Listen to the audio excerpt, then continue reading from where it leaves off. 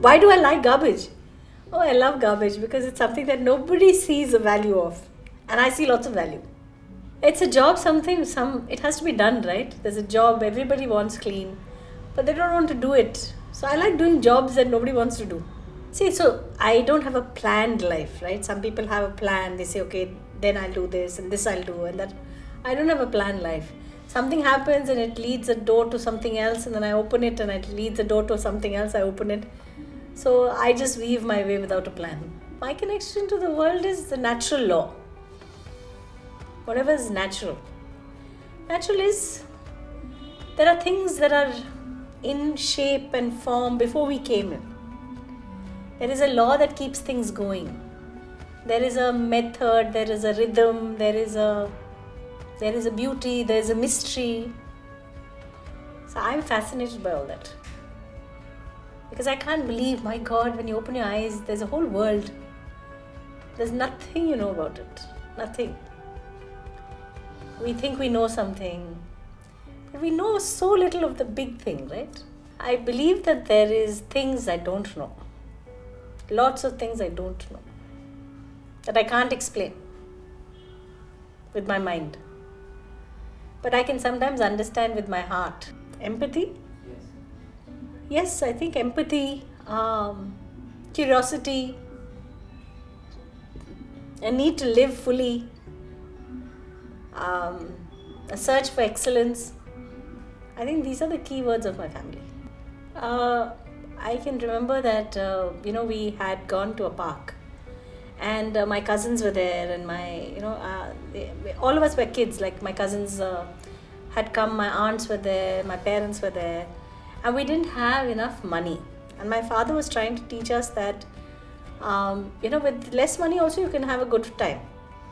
So what we did was, he would buy one piece of cucumber and then cut it all up and give it each of us. And he made it like, oh, it's such a great game, and all of us are sharing, and all of us are having a good time. And we really enjoyed ourselves. So the notion that you have to have a lot of money in your pocket to have a good time, this was his way of showing that it's not necessarily true. And I think also my mother used to tell us a story of how my father would help somebody and not talk about it. The rest of the family won't know. And so, in small ways we got to know that doing with less, feeling for somebody else's pain. Like my father, I remember his brother, and this is, we got to know from his brother. My father never told us. My father's brother had written to him saying that I want a camera.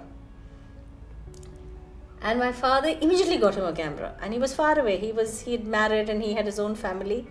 I'm sure he couldn't afford it also. But he immediately got him a camera and sent it to him saying, this is a gift from me. So he was very caring and, wanting to be supportive, understanding somebody else's pain, somebody else's need. So in little ways, we learnt that lesson. Yeah, so my father would love to make us paint. Okay, and then when you're young, you really don't give a damn. You want to have fun, you want to go out and play with your friends. And we were living in a place where we had lots of friends around. So they would promptly come at 4 o'clock. After we come back from school, we do 1 hour of homework. They'll come at 4 o'clock and say, come, let's all go. So we were wanting to go, right? But my father was trying to get us interested in things that at that age didn't mean much. So he would bring the great artists, or he would talk about music, and we would resist very much. We'd say, no, Pa, we want to go and play. This is boring. And then he would try and make it interesting to show us that eating a new food, opening a new, a book which you would never ever have, meeting a new person, keeping an open mind was very important. So that actually, without us knowing, at least gave us a value of curiosity. And when you're very young, sometimes you don't value curiosity. You just want to have a good time. Like, I'd like to look at the funny things side of things. I'd like to look at something that everybody thinks is one way, and I'd say, what happens if it went the other way? I think all three of us do that. We love to turn things around in our head.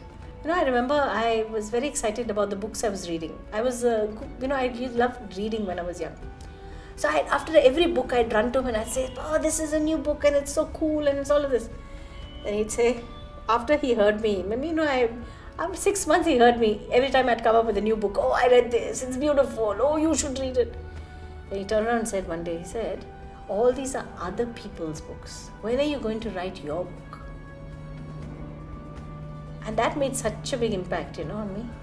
I said, yeah, my voice is also important to grow, to learn, to understand. So that was very, very important lesson he gave. Yes. He had very strong determination, yeah. He had a clear vision. He didn't hesitate.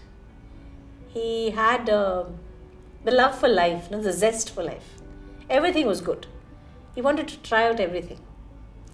I remember we'd gone to the park and there was some other group, somebody all dancing and having fun. My father ran up to them and danced with them. I think we have a photograph of it also somewhere. Nothing, they're not connected to us at all. But just because they were having such a good time, he also said, and they were, I think, street urchins or somebody, so he also went and participated. So I was doing design in design school, so I came back after a 6-month home for a holiday, and I had just met an American designer who had designed a new toothbrush. And he showed us how much research had gone in and how much data they'd collected, and they'd used so much technology to analyze the data, and I was very impressed. And I came and told him, I said, "My God, just look at this toothbrush. This is how design should be done." And then he pulled out a neem stick, and he used to actually use a neem stick. And it's a neem stick, and this has been used in India for centuries. You chew on it, it has medicinal properties. It exercises your jaw, very important. And it gives you medicinal juice inside, and you form a brush and then you nicely clean your teeth. And the bark of that twig you use as a tongue cleaner. So he showed me, he said, "See, everything is in one, and this is biodegradable. You throw it into the ground, nothing will happen." That is powerful design, and that was a really big lesson for me also. Do I love myself? Some days I don't. Of course I don't some days. Some days I might. Like everybody else. Feelings are not going to be the same. Like seasons change. So feelings also change. No, just because you're from the same family, it's beautiful. I read a beautiful book. It was called Cows. Talking Cows. We believe that cows don't have feelings and personalities. And this book was about how each cow has a personality. Every animal has a personality. And I don't know, in my life's experience, I feel that feelings are very, very fickle. You can feel nice about one person one day, and if that same person does something wrong to you, you feel terrible about that person. So when you're growing up, nobody teaches you that feelings are very transitory. And then you start believing that feelings are everything. And then I reached a stage in my life when I had to question that. And now I'm in a place where I feel that feelings are very transitory. You can feel one day great love for one person, and next day you can feel great hatred for that person. So feelings are very up and down and up and down. So I don't know, I'm not anymore a great believer in feelings. I feel there's something beyond feelings that I don't know what it is, but there is something beyond feeling. I can clear who I am not. I don't think I am so clear on who I am. I think I can clarify for myself when I sit and ask myself, who am I? I can clearly say, I'm not my history. I am not my thoughts. I'm not even a person sometimes. I'm not definitely female. I can be also, but it's not, like, I don't know. So I feel sometimes when I say I am this body, if I am this body, then I should be able to see inside, no? And I say, But I'm not able to see inside. And some days I'm able to say I'm the feeling. But then if I'm the feeling, then I should be able to control my feeling. I'm not able to control. If I say I'm the mind, then I should be able to control the mind. And I should be the same mind all the time. But I'm not. So I don't think I know fully who I am. No.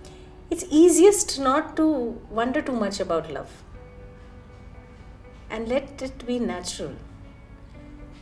And just, I think for me, I find that if I listen more, I'm quiet more, I'm in nature more, I watch nature grow, I watch the birds sit, and I don't think too much of a love, I'm the most loving then.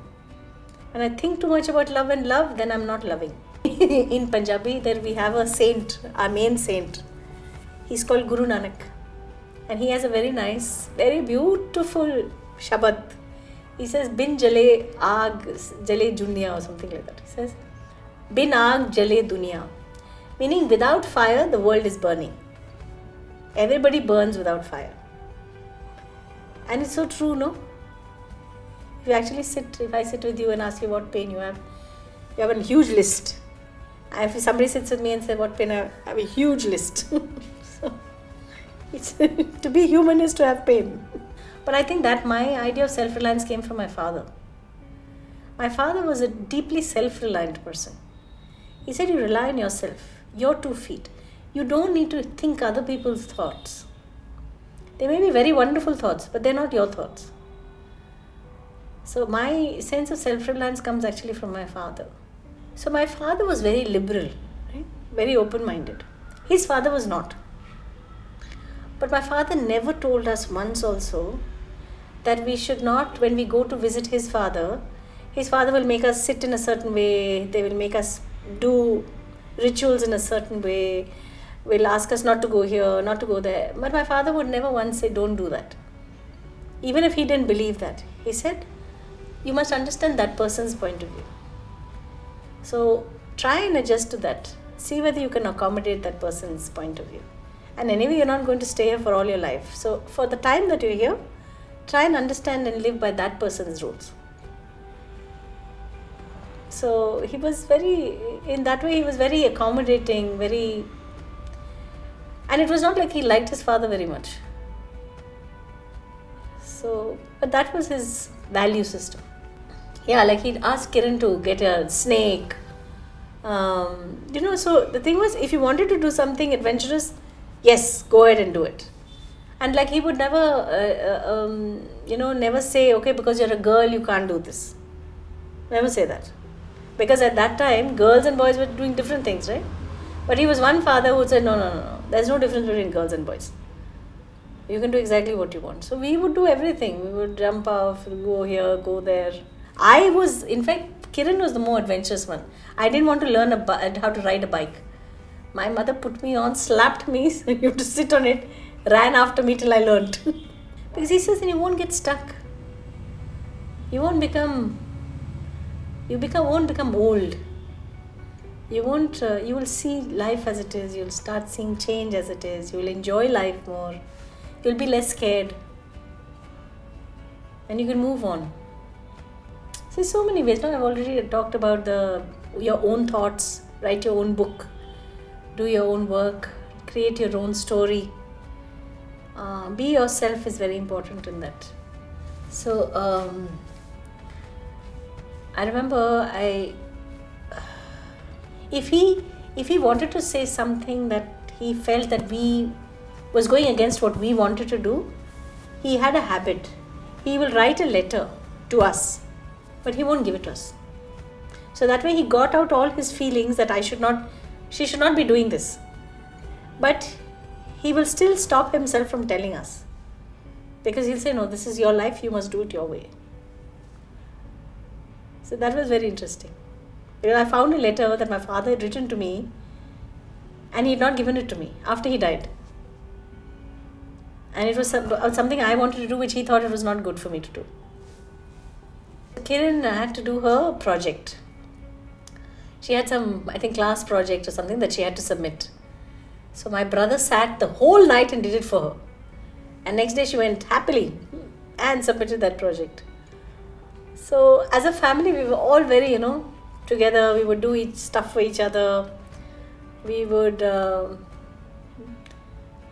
we really, we really enjoyed the time we had together. We'd study together. Kiran was always fun, always full of laughter, full of fun, full of energy. I think my mother and my father shared so much all their lives, whether it was the possessions, whether it was their time, whether it was their attention with so many people, so many people. Even today, my father's reputation is so high. People remember, he was a great teacher. So he put so many people out there who started their careers, built on the foundation of his very rigorous training. Everybody admired him so much for what he gave. He was a real giver. He would give to, when he taught young people, young apprentices, people remember his giving and his generosity. His family also. So, and my mother is very, very generous. Very generous. No, he said you can't sit and do nothing. When you've come into the world, it is your duty to, through your work, find God. When you do work in a certain manner, you will find God. When you put your focus, attention, love, and your curiosity, then work will become a way, a method to find God. I think that a person who has very good education, later on in life, can do something terrible. So there's no guarantee. But education is important. I think it's a sense that we all have. My mother, my sister, my brother, me. We had a very deep sense of that box.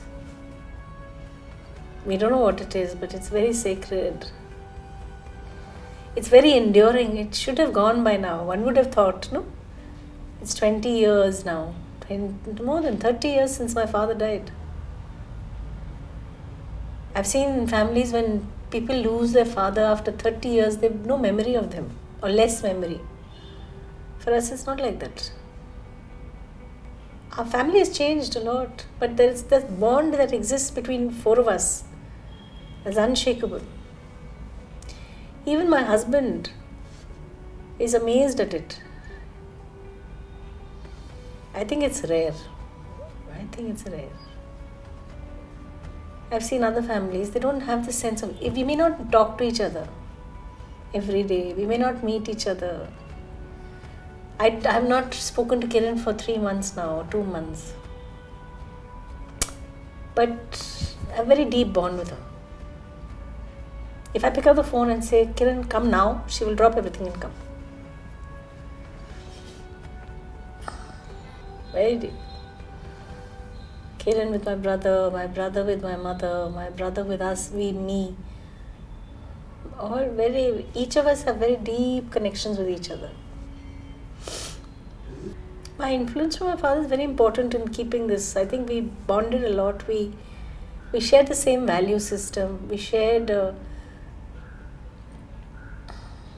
life has made us go through so much, right? All four of us gone through ups and downs. And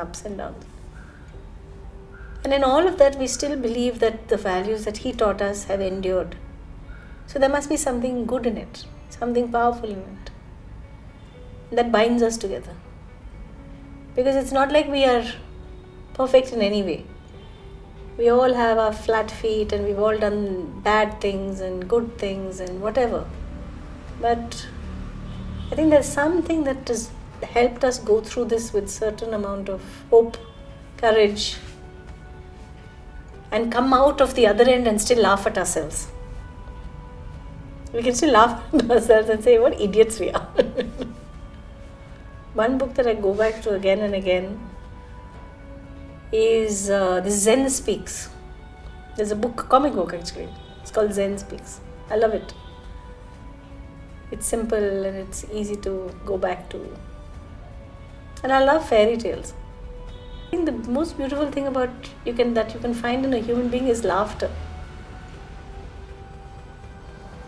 I think the ability to laugh, the ability to smile, the ability to enjoy what is happening. It's like a child, no? When a child looks at something, it's, oh my God, how wonderful, to have wonder. I think that's a beautiful thing.